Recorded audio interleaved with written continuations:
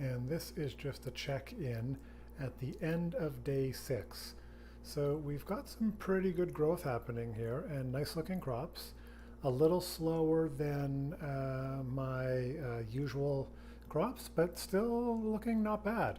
This wheatgrass has put on a ton of growth today, nearly tripling in size. And the sunflower, it's growing. There's still a few more hulls on there than I'd like, and it maybe could have just used one more day in covering. So really happy with things so far, and what's important here is the crop looks healthy. We're not seeing any yellowing or any signs of nutrient deficiency or anything like that, which I was concerned of, but we've still got a couple more days of growth, so we'll see how it goes through the whole cycle. So overall, I'm quite happy. Just revisiting, as I said before, I've turned off the heating pad for this, and I think this is working really well for the, there you go. I think this is really improving root growth on the wheatgrass.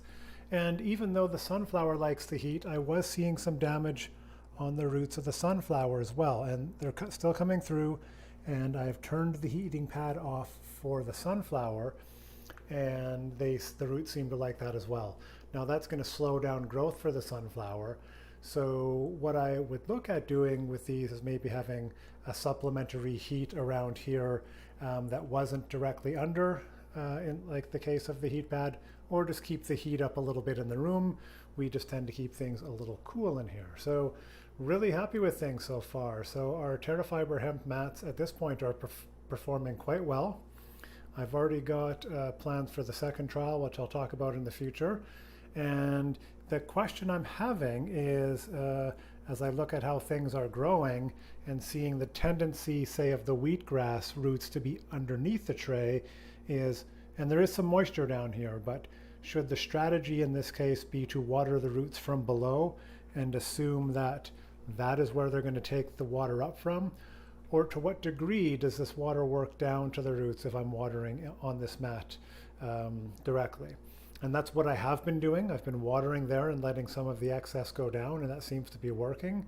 The question is, am I targeting the roots here, or am I targeting the roots below? And I actually think I'm targeting the roots below in this case, but with the sunflower, you can see there's only a little bit of root coming through here. So a lot of root is up here in the fabric. So, and you see, like it's really right under the fabric there. So it's not really, it's really tending to stay under there. So that's really going to speak to above, whereas the wheatgrass, like I can't even pull this fabric up. So you can see that these two crops have very, very different rooting patterns in the mesh. So that's important in terms of how we might manage the water differently for both, or the same strategy might still work for both. So these are important things to just be familiar with. And yeah, again, looking really good with the Fibre hemp mats, and let's see how they do over the next couple days as we head towards maturity and harvest time.